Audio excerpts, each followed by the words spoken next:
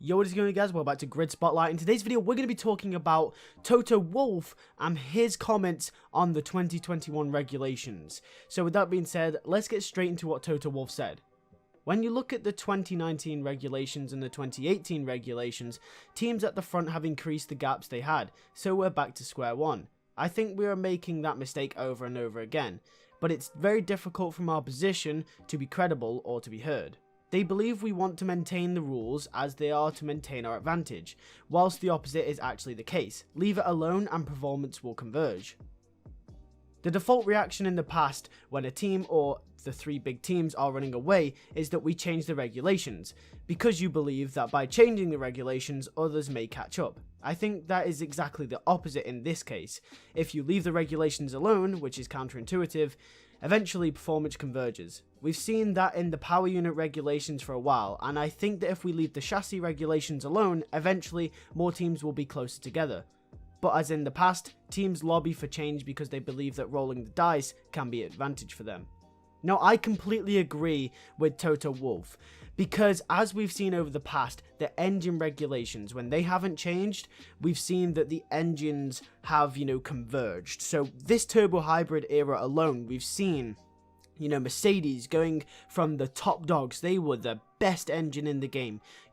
That was where McLaren got all their performance from in 2014. Their chassis was horrendous in 2014, but the engine made up for it. The Mercedes car was on another level. Williams was really fast. Force India were up there higher than they've been in the past. And, Mercedes were dominating in the engine. And then, over the past 2 years, if not 3 years, Ferrari have come along and are now the best engine manufacturer. I mean, heck, even look at Canada. Ferrari gained 7/10, Toto Wolff said, in the last sector alone in Canada because of their engine. Ferrari have got the fastest engine now. Mercedes definitely have nowhere near the fastest engine on the grid.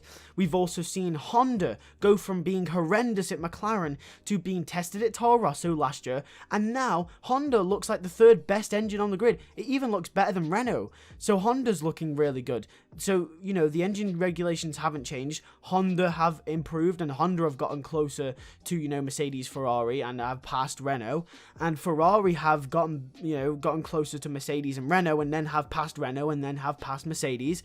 And Renault have slowly been on a decline. Renault's engine, this turbo hybrid era, has never really been good anyway. But, they were a little bit closer, to Ferrari or whatever than they are now. So, they're going up and down like it converges, and the more engine manufacturers we will have in the future, hopefully some more come in 2021, then the more that's going to change, and the more we're going to see teams fluctuate. So don't change the engine regulations, because as this turbo hybrid era has shown, is that the engines, they change, they converge, just like Toto Wolff is saying. So if we do the same thing with the chassis, we've seen that the chassis regulations are going to change for 2021. The front wing regulations changed last year for this year.